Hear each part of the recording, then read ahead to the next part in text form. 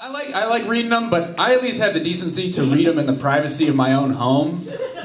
I don't know who these monsters are that have enough confidence to read a self-help book in public. I live in New York. I was on the subway the other day, and I saw a guy sitting across from me, and he just sat down and opened up the book, The Subtle Art of Not Giving a Fuck. And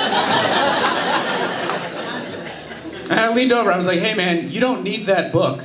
You've obviously mastered the obvious art of not giving a fuck. I feel like we live in a very polarizing world. We see it on the news all the time. I saw a story recently. The Frito-Lay company, which makes all of the delicious chips in the world, they launched a special edition chip called Rainbow Doritos. And it was in support of gay marriage and gay equality in America, which I thought, everybody could agree was a good thing. Right before that, I was thinking Doritos were just here for potheads and little kids' lunchboxes. And it turns out they're trying to make a difference in the world. But I saw the story on Fox News, because as a comedian, you've got to find material somewhere. And there was this old guy behind the desk pounding his fist saying stuff like, we got to put a stop to these Rainbow Doritos because it's going to convince kids that it's okay to be gay. What? Have you ever met a gay person before, sir? I find it very hard to believe that a bag of chips is the thing that's pushing him over the edge. Like, in his mind, does he imagine 12-year-old boys out there opening up the bag, reaching in and going, ooh, purple Doritos. What other things don't I know that I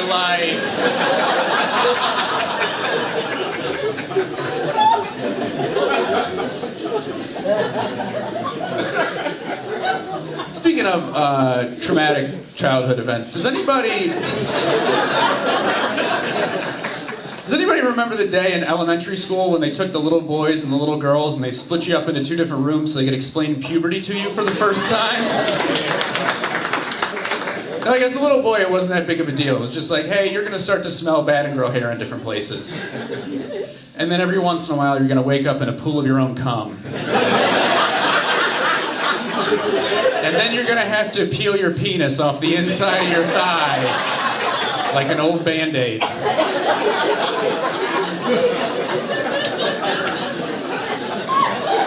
At my school, they sent us home with like a puberty gift bag to commemorate the moment. They were like, here's a razor, deodorant, and some laundry detergent. It's time you start doing your own sheets. Not that serious for the guys. I don't know. Much different conversation for the girls, though. Because theirs was like an hour longer. And they all came back with the same horrified look of terror on their face. And I've always wondered how that conversation happened. Was that the health teacher like, all right, girls, want to let you know, for a couple days every month, you're going to start to bleed out of that hole that you thought was for peeing. Questions? Yes, from the back of the room? What's that? No, the next 30 to 40 years of your life, sweetheart. And then your bones are going to start to decay from the inside out, and you're going to pee a little bit every time you sneeze. I did that joke in the city last week, and a woman from the back of the room yelled out at me, "It's 2 holes, you idiot!"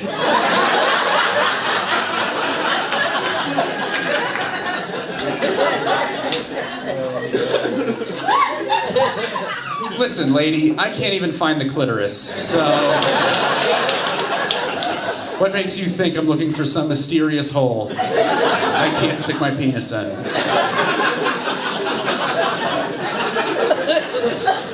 It's mostly true. Listen, I'm a 30-year-old man. I've had sex with somewhere between 4 and 38 women in my life. I have a very marginal knowledge of the female anatomy. I think I know where the clitoris is. I'm pretty sure it's at the top, but I can never be too sure. Because every time I try to put my finger on it, it moves just a little bit. It's very slippery. I feel like trying to find the clitoris is a lot like trying to catch a marble in a bowl of olive oil. And then every time I go down on a woman, I feel like a feral cat chasing a laser pointer around the room. Like, is that it? Is that it? Is that it? Does that feel good? Does that feel good? Does that feel good? No, it doesn't. You want to do it yourself? That's fine.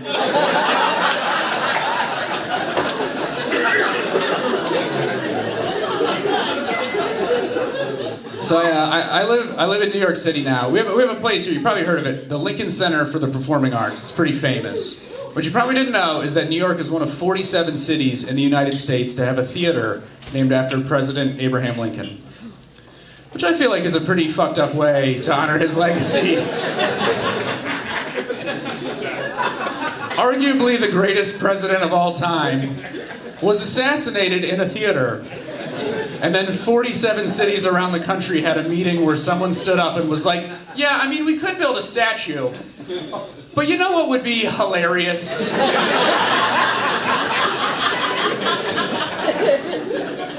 I feel like having a Lincoln Theater in your town would be like if Cadillac came out with a new model car called the Kennedy Convertible.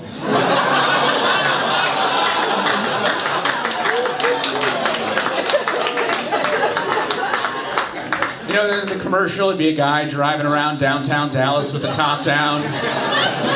They'd hit you with the tagline at the end, the Kennedy Convertible. So luxurious, it'll blow your mind. All over your wife's face. Guys, I'm Joe Perrow. Thank you very much. Enjoy the show.